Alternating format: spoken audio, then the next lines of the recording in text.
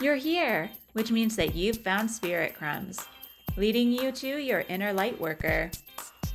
I will be sharing how these tiny little hints from the universe have led me to where I am today. I hope that by hearing my story and the stories of others, you'll pick up your own spirit crumbs along the way that will lead you to somewhere magical. Thanks for coming along for the journey. Let's see where it takes us. Hello, and welcome to another episode of Spirit Crumbs. I am your host, Andrea McCallum, and I am an intuitive oracle card reader and energy healer. I'm actually talking today about distance energy healing. I know I've talked a bit about my experience with Reiki and how I avoided it for a long time. And what actually brought me to it was the fact that I did not have to do hands-on healing in person. So I thought, because I've been offering more services for Reiki and distance Reiki, and I've had a lot of questions coming in. I did do a live on my Concrete and Crystals Instagram, but I thought that I would take that as a sign that more people have questions about how distance energy healing works. And this actually ties in nicely with the episode that I did from the Celestine Prophecy from the Insight called A Matter of Energy, because in that it talks about how everything is made up of energy. And I did talk a bit about how they go into detail about quantum mechanics and quantum physics, and how even things that we see as like physical, hard, solid things technically are energy, and it's just different densities. So that also applies to distance Reiki and distance energy healing, because we're all just energy and frequencies. And when you think about it, something like light can travel very far, or even sound. So it makes sense that energy could be transferred for many different things. And so one of the things that really stood out to me when I was reading the chapter on A Matter of Energy was the fact that they say in it that energy, which is a scientific fact, that when energy is being examined by, like, these atoms and molecules are being examined by humans, they react to the intention. So when people are looking at them, they respond. And that's kind of the way that this energy, that's how I see it anyways. Anytime I'm talking about something, it's from my own experience, and my own knowledge to this point could change if I get new information. But how I see it is that where I intend this energy to go and how I intend it to be received is a big part of how it works. And of course, there are symbols and there are crystals that I use that have their own energy as well. So, like, that is what is actually being transmitted. But the other half of it is that the person receiving it needs to be able and willing to receive it. So, for example, when you're looking at those atoms, obviously they're accepting this energy. And so I wanted to just walk through what I do for one of my sessions to start, just so that you can get an idea of what I'm doing on my side. And then I'll kind of talk a little bit about how you can prep or receive an energy healing session. And then some different experiences that people have shared with me. I'm not going to go into a detail, but I'll just tell some examples so you have an idea of what you might be able to expect. So I just want to start by saying that I have taken levels 1 and 2 of Usui Reiki, and that is why I'm able to do distance Reiki in that type of Reiki, because level 2 is where your attunement allows you to do distance healing. Level 1 allows you to do in-person healing and self-healing, which is very, very powerful in itself, because all healing is self-healing. So I do recommend, even if you're just mildly curious about energy healing, just doing level 1 of Reiki, just regular Usui Reiki, just to see how you feel with the energy for yourself, because it is something that I like to incorporate, which I'm not always the best at, but I try my very best to incorporate that into my daily routine to make sure that my energy is feeling really replenished and full. And then the distance Reiki was where I felt a really strong attunement. And I got really excited because, like I said, I have never been one for thinking about doing hands-on healing. And that's just a personal thing. There's nothing wrong with it. I think it's amazing. And I know that people have very powerful experiences in person. And I'm sure I will come around to it at some point. But I also, just in general, like, I am not a spa person. I don't like having people touch me. I like to be in my own energy. And I think that's part of it, is that I'm very empathic and I do feel energy very strongly. And so I have this like, ever since I was a kid, I've had this like bubble around me where I don't like to have people too close in my space unless I'm comfortable with their energy. So I think that it's not so much that I don't like the idea of it, or I don't like that it exists, or I don't like, it's not something that I if I felt more comfortable with it, I think I would really enjoy doing in-person healing. But for me, it's just I'm still working on how to make sure that my energy is protected because I do absorb so much. But this idea of being able to do it at a distance so that I could still help people, but still be comfortable in my own space, was really appealing to me. So even before I took levels 1 and 2, I actually received some distance Reiki. And because I could feel it, it made me trust it more. Like, oh no, this is something. I'm receiving something even though I'm far away. And that was a group session as well. So I apologize if I'm repeating things that you've already heard, but I'm just trying to make sure that we get a full picture in this episode in case someone just happens to search distance Reiki or distance energy healing, then they'll get all of it in one place. So then the other part of it is that I took quantum Reiki. And quantum Reiki has quantum in the title. So already it's very strong, and it is something that I believe is the reason that I feel more connected to it, because I do like the idea of like learning more about physics and like quantum mechanics and all of those things. So for me, it appealed to me just from that level. And the idea behind it is it's Antahai on Instagram that I took it with. And I know I've seen, because I always look up reviews obviously, and like most people have had amazing results with him. Some people it's just like it's energy, right? So like some people just don't resonate with certain people's energy.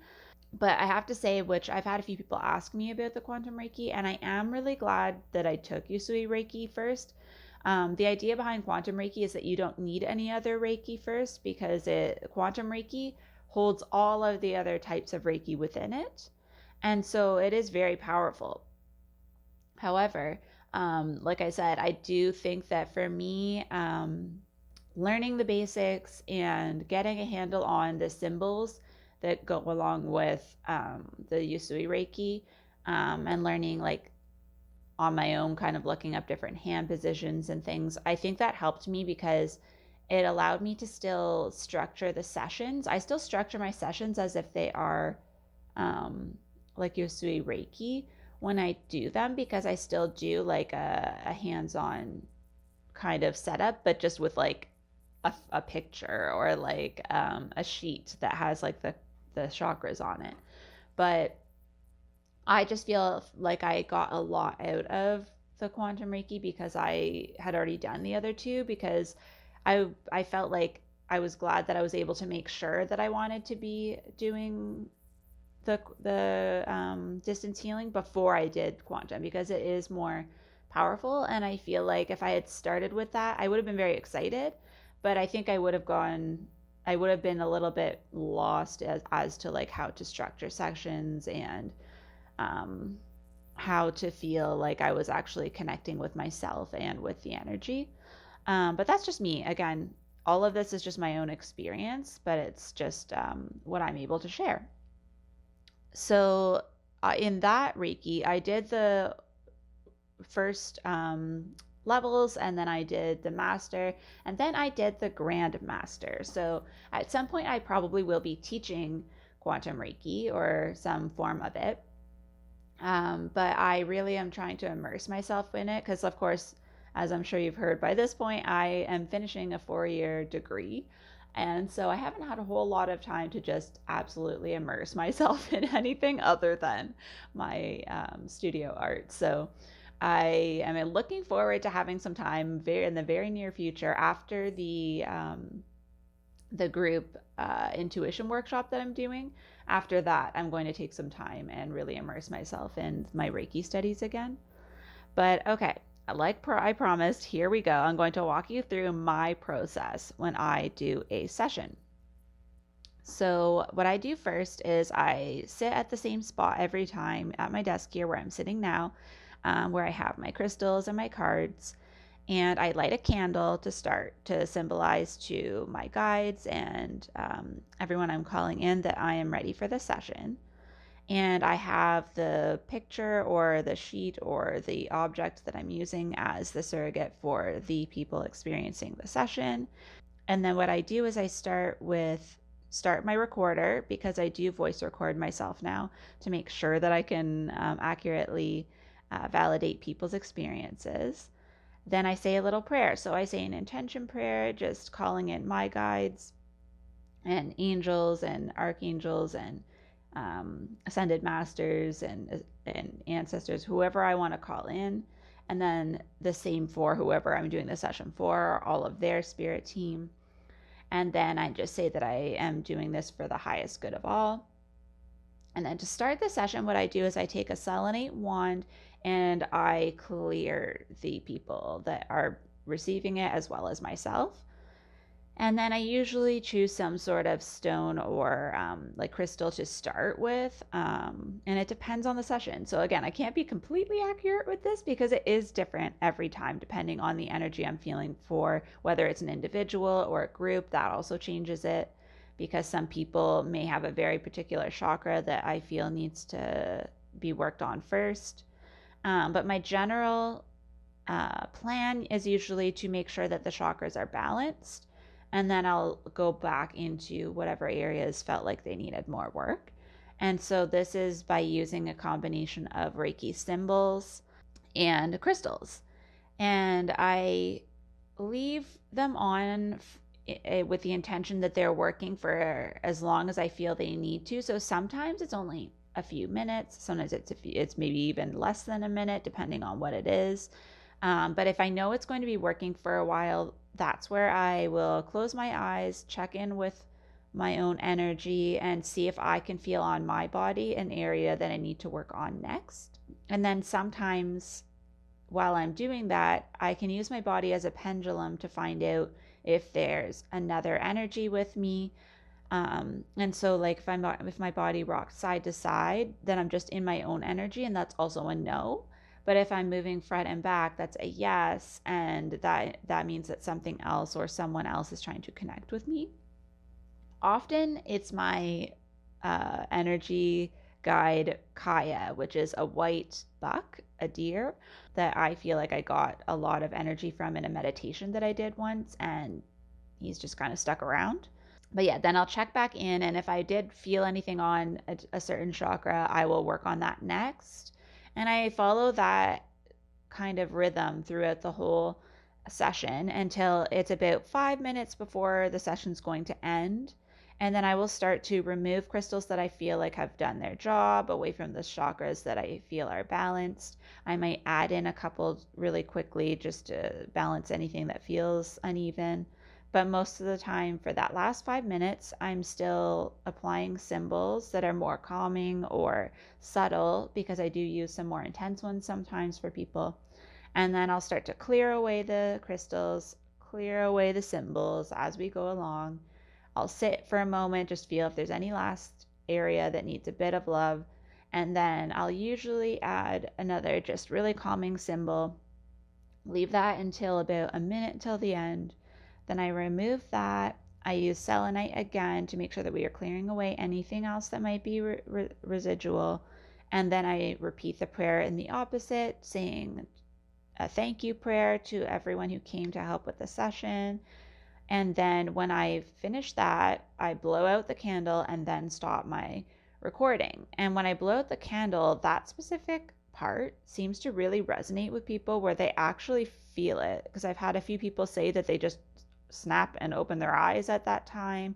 Other people have seen something go, like, move away from them during that time. So I do keep my sessions very much within that framework so that myself and the people experiencing it can really come back to the space at the end and be cleared and protected.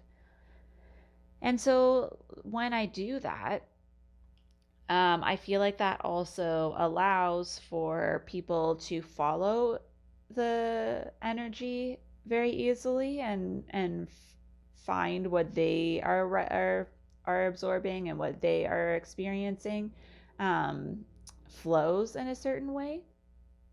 And so when people are doing these sessions with me, there is no meeting, there's no Zoom link, it's completely remote. And there's two reasons for that. One is just not necessary because the energy moves itself, although sometimes it is nice to know someone's on the other side. But for me personally, I feel like it is something where people will get more validation for themselves and for their own way of understanding that they are healing themselves. When somebody reaches out to me and books an energy healing session, they are healing themselves because they are making that choice, and the energy is going to respond to what they need. So I am a channel. Yes, I am following directions from mine and their guides, and I'm the one directing the energy. But at the end of the day, they are the ones who chose the healing and showed up. So I really want them to feel in these sessions that they're doing that on their own as well. They're directing it by showing up and having an intention, maybe. No, it's not even necessary because the energy will find what you need, but maybe some people will have a strong intention. Like, the reason I'm doing this session is to work on my throat chakra or to help me open up to others. Like, people will have an intention sometimes. And I do suggest that if people are a little bit nervous or don't really know what to expect, it can sometimes help. But the idea is that this is an energy exchange. That's been like my favorite phrase lately. It just really resonates with me. I actually named my art project, which I'll talk about later, energy exchange, for that reason. But I like the idea that it is very much just an energy exchange. So people can really, honestly, truly experience it at its core level. There's no frills to it. It's just you are in your own space. I'm in my own space. We both feel protected in our own energy. We both get to choose how to experience it. And that is why I feel people are able to be validated, because when they share their experience with me, I've also recorded the session. So I'm being accurate when I share my information back with them. So when they tell me what they experienced, sometimes people will be saying to me, I don't know if this is anything, but this happened, or I can't usually experience things. I can't be hypnotized, or, I don't really know if this makes sense, but I hear that a lot. But then everything that they tell me after that, when they're describing it, completely makes sense to me based on what I'm doing. So I'm just going to tell you now what I tell people to do in order to prep. And again, this is very open because it's what feels comfortable to you. And so this is what drew me to distance healing, because I like being in my own bubble, like I said. So the fact that I could do it at home any way I wanted was what made me feel comfortable, because I'd never had any Reiki before. And I felt that that was a way that was very safe for me to try it, which is why I'm offering these group sessions at a discounted rate from obviously my individual sessions, and why I'm trying to offer them a little bit more often, hopefully every other week, but at least once a month, so that people that are curious can experience it in a very low risk, very comfortable way. So what I tell people is that you make a choice for how you want to experience it. So you can choose where you're going to be when you receive it. I do say, though, that it needs to be somewhere quiet, because you do want to make sure that your focus is on your body and on anything you're experiencing. So I tell people you can sit or lie down, whichever is more comfortable. You can have your eyes open or closed, whichever you prefer.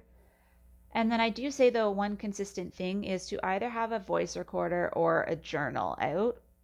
The journal I recommend anyways, because even if you're recording during, you may want to write down how you're feeling after. But if you're lying down, especially, or having your eyes closed, I do recommend having the voice recorder because then you don't have to really interrupt your own comfort of being in that like meditative state or just being comfortable. You can just say out loud if you're experiencing something. But again, that's totally up to you. I know some people don't, they sit up with their journal and they just journal and they still experience just as much as people who are totally eyes closed lying down. So again, totally up to you.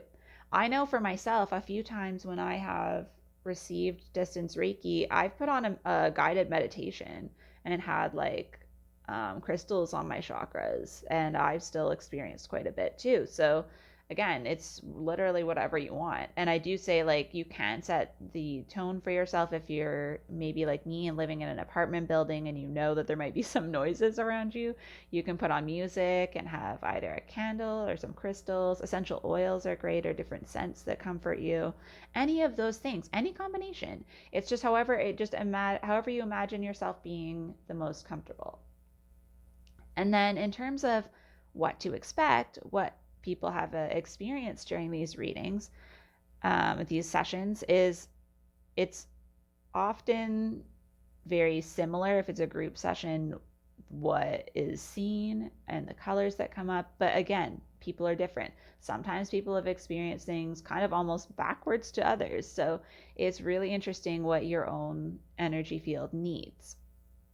So people, when they see colors, it's often to do with a particular chakra or a particular crystal that I'm using. And so the colors that are the most common are blues, because I do have, for some reason, a lot of people are working through throat chakra stuff right now. And the third eye is like a dark blue sometimes, like that indigo color. So sometimes both can be seen as blue. And then purples, because the crown chakra is a focus of how I kind of like start to move energy when we get into the lighter, less body focused sensations and symbols. Um, and then a lot of people feel the reds and oranges when I'm working there, which I don't always, but when I spend a lot of time there, it's usually when I feel like there's some root chakra and sacral things that need to come up. And those do show up in the results. People do sense those colors very strongly, because I think a lot of us also have a lot of things to work out in those areas, especially the root chakra, with feeling secure and safe. So those are things that people see. People will also see particular images. Some people will see like memories. Some people will see, like, I know people have seen particular things. Like in one case, someone was sick and they saw a snake, which is, in like the medical symbol. Um, then someone else has seen a tiger, which from looking it up was like linked to the feminine, and then the sacral, like the orange. And the same person also saw orange blossoms, which are based on like sensuality and the sacral chakra. So it's just however your guides and your energy is translating. It's like you're downloading. Basically, I'm uploading the energy. I've never thought of it this way. I'm uploading the energy and you are downloading the energy. That's just how that's working, kind of, is that your system might just download it in a different way. So like I might be Android, you might be Apple. So it's just like whatever makes sense to you, however the files are going to come through and be read on your end, is just how it's going to happen. And then sometimes people will just say that they felt like they were getting messages, they were thinking about particular things. And often those are more personal. Same with the images. Sometimes I really don't know what something means to you if it doesn't link up with what I'm doing, but it doesn't mean that it's not, like, it's obviously meant for you. And it's like I said, your guides and ancestors and whoever has been called in are also present. So they may have messages for you, and this is just the time when you're tuned in and listening, right? Because sometimes we don't listen unless we make the intentional time to do that. So I really appreciate when people get very personal things that come through during that time, because it tells me that they needed that time to slow down. And then physical sensations. So often what people experience that's very consistent is just feeling very light, feeling especially in the third eye. Mine's starting to do it. It's like it's reminding me. The third eye between your eyebrows in the middle of your forehead will often be like pulsing, just because a lot of the more spiritual and emotional symbols that I use, I do use that as the entry point for them. And then people feel their hearts sometimes, like either going really fast or feel like they're very light. People may feel like they're sinking into their space for if I do anything with grounding. Some people will just feel like they're floating. I know some people feel like twitching or tingling in certain areas. Myself, I feel that in my palms a lot if I'm receiving energy, just because I'm very open there. But anything you experience is normal, because nothing is like set in stone, right? It's just however you personally receive the energy. And I just wanted to mention as well, which I was talking about in my live the other day. People do go to like an in-person healer, especially for physical illness or injury, as an alternative healing. So sometimes, especially in like let's say a group setting, maybe you've been having knee issues. And so like you may feel like your knee like twitching or pulsing, but other people may not feel that because that's just where the energy knows you physically need it. And those are the things that are harder for me to interpret, and I have to just assume that that's where the energy knows you needed something balanced. And so it may be something you're even unaware of, that the energy is like, well, let's just nip this in the bud before it gets worse, right? So um, I just wanted to say that as well, that it is also on all levels. It's like physical, and so it's like mind, body, soul, right? So anywhere you need that energy redirected, it's within your field, within your physical body, um, within your spirit, any of that, it will shift. So you may even feel afterwards some effects. Like you may feel for the next couple of days like a lot of memories are coming up, or you're feeling a bit of a headache, maybe because you've cleared some energy in the upper chakras, or maybe you'll have like a bit of like a stomach issue for a day or so and then it'll go away, and that could be like the detox, right? Because often that's what people report as physical symptoms, is like a detox, because it is a detox. You're clearing your energy field, and so sometimes that is a physical thing. And I just want to say, like, don't be scared if that happens, because, like, it's all whatever your personal energy field and your body is experiencing. And so, yeah, that's kind of the general consensus of like how these sessions will work.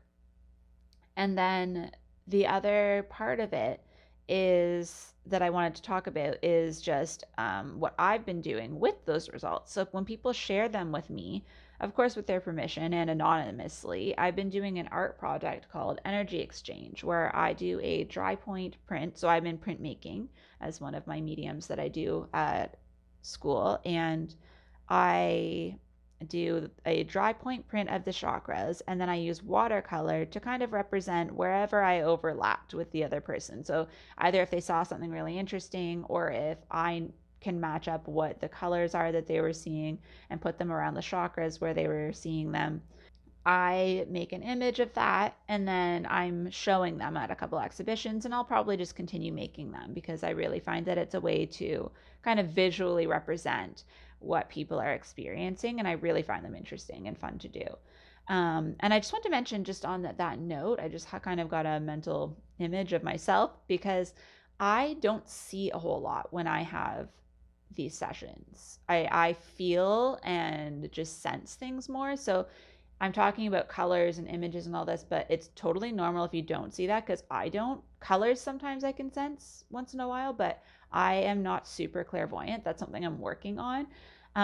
So I just want to say, like, if there's part of this, like if I'm describing all of these different things you could experience, you don't have to necessarily experience all of them, or you may feel just very subtle shifts. Like you may not feel a whole lot, especially in the beginning. So I just wanted to put that out there before anyone starts to feel like they're not experiencing it properly.